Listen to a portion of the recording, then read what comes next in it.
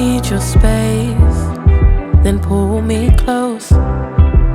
I read your silence. Good morning everyone, welcome back to my channel. আজকে হচ্ছে বুধবার, হ্যাঁ বুধবার, বাট স্টিল আমাদের বাড়িতে নিরামিষ। আমি আগের দিনই বলেছিলাম আজকে আমি খাবো পান্তা ভাত, আর মায়েদের জন্য হচ্ছে চালের ডালে, ওদের ডিম ভাজা হয়ে যাবে। One day you're warm, the next day you're cold. Got me second guessing what I already know.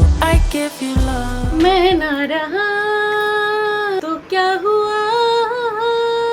এবারে আমি হচ্ছে চুলে হেনা করেছি, আর হেনাটা 1 ঘন্টা রাখবো। এই প্রসেসে করেছি যাতে চুল ড্রাই হবে না, এট দ্য সেম টাইম তোমাকে সেই রেজাল্টটা দেবে। সেটা দেখার জন্য আমার শর্টস অবশ্যই দেখো। জাস্ট একটা লাইক এন্ড একটা শেয়ার। আমার ব্লগে রেগুলারলি যারা পজিটিভ কমেন্ট করেন, তাতে আমার ভিউজ ভালো হোক না হোক, তারা অলওয়েজ কমেন্ট করে। আমি তো সামনে গিয়ে কৃতজ্ঞতা জানাতে পারবো না। অনলাইন প্ল্যাটফর্মের মাধ্যমেই আমি ভাবছি আমার ফেভারিট পার্সন যারা আমাকে অলওয়েজ সাপোর্ট করে এসেছেন থ্রু আউট মাই জার্নি, তাদের উপর জাস্ট একটু গ্র্যাটিটিউড জানাতে চাই। প্রথমে আছে বিদিশা। বিদিশা আমার ইচ অ্যান্ড এভরি ব্লগে কমেন্ট করে, যখন আমার প্রচন্ড কম ভিউজ হয় এবং যখন আমার অনেক বেশি ভিউজ হয়, সব জায়গায় আমাকে সাপোর্ট করে এসেছে। Thank you so much Bidisha. তোমার টাইটেল জানি না, তুমি আমার থেকে বড় না ছোট সেটাও আমি জানি না, তাই জাস্ট বিদিশা নামটা নিলাম, কারণ বিদিশার পাশে বিডি সামথিং কিছু লেখা আছে, আমি জানি না ব্যানার্জি বা কিছু হবে কিনা। Thank you so much. এরকম অনেকে আছে যাদের নাম আমি নিতে চাইবো। অনেক ধন্যবাদ তোমাকে আমার জার্নিতে আমার সাথে থাকার জন্য।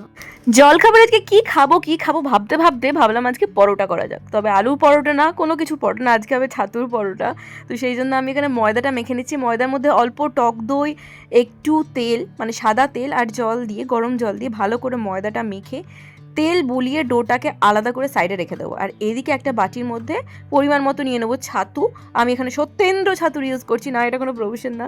এর মধ্যে দিয়ে দিচ্ছি পেঁয়াজ কুচি, কাঁচা লঙ্কা, ধনেপাতা কুচি দিতে পারেন, বাট আমি কাঁচা লঙ্কাকে একটু ভয় পাই, সেই জন্য আমি এর মধ্যে অল্প একটু ভাজা মশলা, নুন পরিমাণ মতো, আর দিলাম একটু আচারের তেল। সেইটা দিয়ে ভালো করে মিক্স করে ছাতুর পুরটা রেডি করে নিলাম। এরপরে ডো থেকে সুন্দর লেচি কেটে এরকম বাটির মতো আকার করে পুর ভরে নেবো, দিয়ে ভালো করে মুড়ে ব্যাস যেরমভাবে পরোটা বেলতে হয় সেরমভাবে। তো আমার শাশুড়ি মা এক ধরনের পরোটা করতে জানেন, তো বিরিয়ানি মশলা দিয়ে করতো, পেঁয়াজ কুচি তারপরে বিরিয়ানি মশলা দিয়ে প্লেন, ব্যাস ওই দিয়েই পুরটা ভরে করতো। এত সুন্দর খেতে লাগতো পরোটাটা না, তো একদিন বানাবো। আর কাসুরি মেথি দিত বোধহয়। দেখো সত্যি কথা বলতে কি, পরোটা তুমি যে কোনো কিছুর পুর দিয়ে বানাতে পারো, সেটা সুন্দরই লাগবে খেতে, শুধুমাত্র ময়নটা ভালো হলেই হলো। পরোটা যদি একবার শক্ত হয়ে যায় তাহলে কিন্তু খেতে একদমই ভালো লাগবে না। তো আমি এখানে তেল ছাড়া জাস্ট পরোটাটা এপিট ওপিট সেঁকে নিয়ে তেলটাকে ছড়িয়ে ভালো করে ভেজে নেবো। বাট আমার এই তাওয়াটা এত গরম হয়ে যায়, এত পাতলা না, প্রথমটা তো সুন্দর হলো, বাট একটু তেতে যাওয়ার পরেই না সেকেন্ডটা হয়ে গেছে পুরো পুড়ে গেল, একদম সাডেন এপিট ওপিট উল্টাতেই পুড়ে গেল। এই দেখুন কিরম পুড়ে গেছে।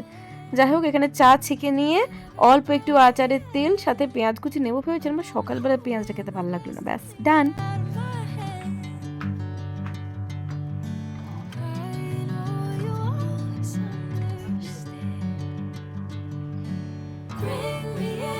Golden sunlight. If I'm going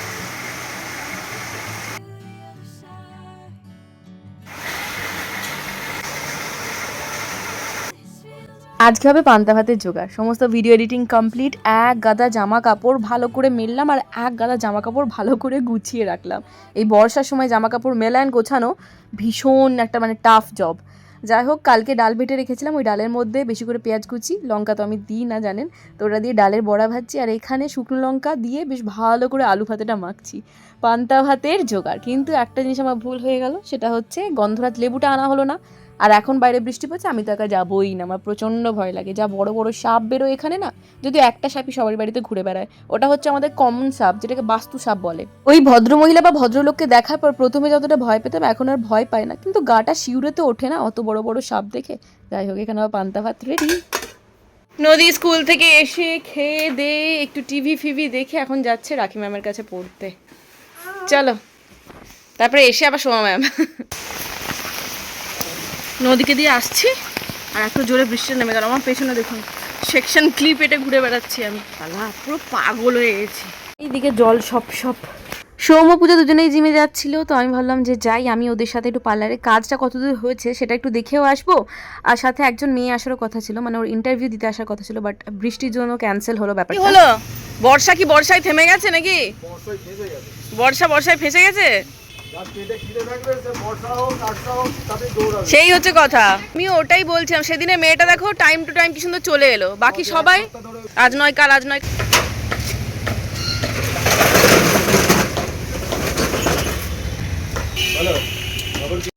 গ্লাসও লেগে গেছে। আচ্ছা আচ্ছা, সেলফগুলো কি বলছিলিস রে? সোফাটা তো এইখানটা থাকবে, এইগুলো তো চেয়ার রাখার জায়গা। এখানে রিসেপশনটা থাকলে এখানটা সোফাটা থাকবে তো। হ্যাঁ ঠিক আছে। বেসিনটা এত বড় হয়ে গেছে কি বলবো। না মোটামুটি সব ঠিক আছে। পার্লারের সমস্ত থিম কিন্তু পিঙ্ক অ্যান্ড হোয়াইটের ওপরই রাখা হচ্ছে। বেশিরভাগই হোয়াইট থাকবে, হয়তো 70% পিঙ্কের টাচ থাকবে, তাও একদম লাইট পিঙ্ক। এই যে দেখতে পাচ্ছেন এই যে পিঙ্কটা, এই পিঙ্কটা, এটা রিসেপশন টেবিলটা। এইদিকে দুটো সেলফ, কাচের সেলফ আছে, সাইডে সেলফ, এখানে মিরর বসবে, এখানে মিরর বসবে। এটা তো পুরো ইয়ে হবে, সেলফি জোন হবে। এখানে পুরোটাই সেলফ থাকবে, এখানেও সেলফ থাকবে, কারণ প্রচুর সেলফের দরকার। এখানে শ্যাম্পু স্টেশন থাকবে, এখানেও দুটো মিরর অ্যান্ড চেয়ার থাকবে। মানে এই মিররটা বসবে হচ্ছে সেলফি জোনে, ঠিক আছে? আর ওই মিররগুলো চারদিকে চারটে বসবে। এই চুপ না, তোমার সব জিভে পালাবে এখানে।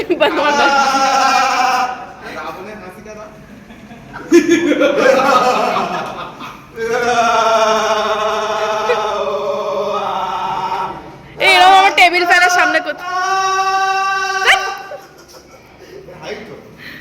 টেবিল ফ্যানের সামনে আমরা করতাম ছোটবেলায়। এটা কি হয় আলটিমেটলি? বড় বডিটা নাড়িয়ে দিয়ে কি হবে? আরাম হবে? পূজা দাঁড়া তুই। ও আচ্ছা, হাতে এবার, তাই তো? পূজা দেখ, তুই দাঁড়িয়ে পড়, তুই একটা কাজ কর, তুই এটা বসে পড়। ও পরে দেরি আছে এখনো, চল। না আমি আগে থেকে সব প্রিন্ট আউটগুলো করাতে দিয়ে বসে রয়েছি, ওকে আগে পাঠিয়ে দিচ্ছি, ও করে রাখছে, আমি গিয়ে শুধু নিয়ে নেবো। মা খালি দিবি, ফোন ছুঁয়ে মিথ্যে কথা বলবো না।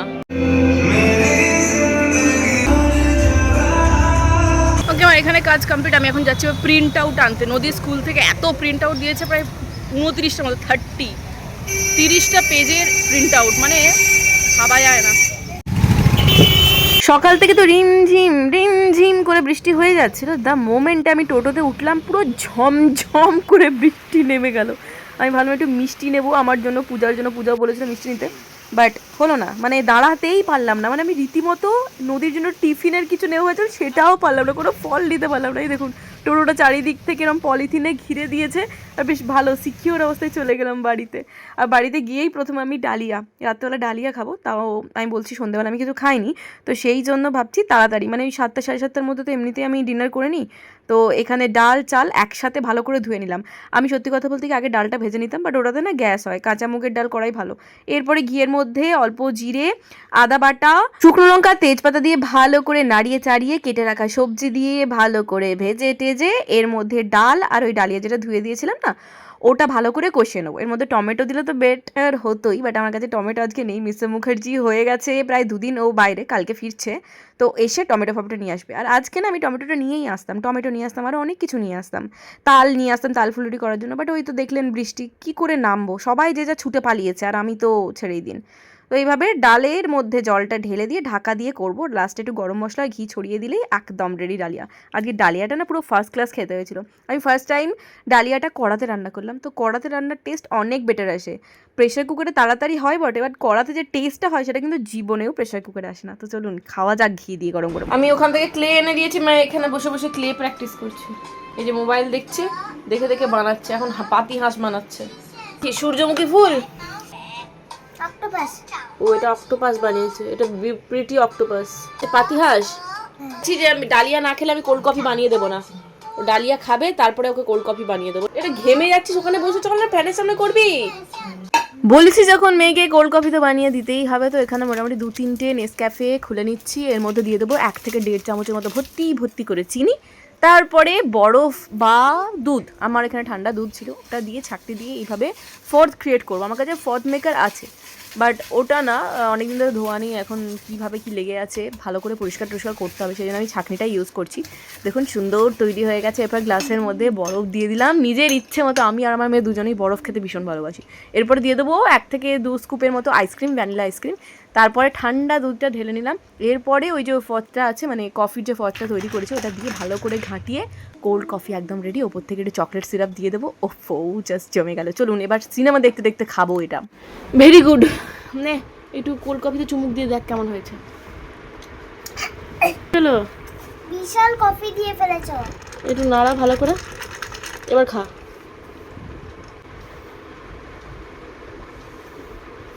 কুমড়ো চুষে চুষে খাচ্ছিস আমি বুঝতে পারছি, ঠিক আছে? নিচে নামিয়ে খা, যতটা পারবি খাবি, বেশি চাপ দিয়ে খাস না, ঠিক আছে? এরপর আমিও মুভি দেখতে দেখতে এনজয় করি। কি সুন্দর বানিয়েছে ক্লে দিয়ে, ফ্লাওয়ার বানিয়েছে, একটা ডাটির সমেত একটা সুন্দর ফ্লাওয়ার বানিয়েছে, একটা ডোনাট বানিয়েছে, দেখুন অরিজিনাল ডোনাটের মতো লাগছে পুরো দেখতে এটা। আর এটা তো অক্টোপাস আগেই বানিয়েছিল। কেমন হয়েছে জানাবেন, ওর হাতের ক্রিয়েটিভিটি। আলাদা তো কমপ্লিট মুখ ফুক ধুয়ে চলে এসেছি। আমি এখন এই হাইলোরনিক অ্যাসিডের ফেস মাস্কটা সিট মাস্কটা অ্যাপ্লাই করব। এটা নদী অনেক দিন ধরে বলছিল মা এটা অ্যাপ্লাই করো, এটা আইসি কুল একটা ফিলিং দেবে, প্রচণ্ড ঠান্ডা করবে। তারপরে আমার নদী স্কুলের অনেকগুলো কাজ আছে, ওর স্কুলের কালকে একটা প্রজেক্টের মানে প্রচুর ওই 30খানা আমি প্রিন্ট আউট নিয়ে এলাম, ওটা একটা চ্যানেল ফাইলের মধ্যে ঢুকিয়ে রেডি করতে হবে। তো কালকে ওটা বোধহয় ওদের স্কুলে কিছু করাবে, সামনে ওদের মিড টার্ম আসছে পুজোর আগে। তো আমার মনে হয় আমি ওইটার একটা নিয়ে রেখে নিয়েছি, প্রিন্ট আউটের আর একটা কপি নিয়ে রেখে দিয়েছি, যাতে ওইটা ঘরেতে প্র্যাকটিস করানো যেতে পারে। ম্যামকেও বলে দিয়েছি, আমিও করাবো মাঝে মাঝে, আবার ম্যামরাও করাবে মাঝে মাঝে। Will not fall, I am taking care of this. I am holding like this. Yes, নদী এখন আমাকে বলেছে মামা আমার সাথে সবসময় ইংলিশে কথা বলবে, যাতে আমার ইংলিশটা প্র্যাকটিস হয়। সেই জন্য বলছে তুমি ক্যামেরাতে বলো। আমি বলছি ভাই আমি ম্যানেজ তো করতে পারি, বলতে পারি, বাট অত ভালো বলতে পারি না, মাঝে মাঝে ভুলভালও হয়ে যায়। যতটা বেশি লিখতে পারি ততটা ভালো বলতে পারি না আমি, পারি বাট ওই আর Because Duolingo have ডুওলিঙ্গোর অ্যাডভার্টাইজমেন্ট দিচ্ছে। আচ্ছা এটা আমি 10 থেকে 15 মিনিট অ্যাপ্লাই করে রাখবো, তার মাঝখানে নদীর এই কাজগুলো ফিনিশ করবো, তারপরে ছাদে যাবো পাম্প ট্যাঙ্কে সুইচ অন করতে, ঘুমোবো না, এডিটিং করতে বসবো। একটা অদ্ভুত মুভি দেখছি, দি ওয়াচার্স, 2024 রিলিজ করেছে নেটফ্লিক্সে, দেখতে পারেন। অদ্ভুত, মানে কোনো মানে বুঝতে পারবেন না, লাস্টে হয়তো বোঝা যাবে।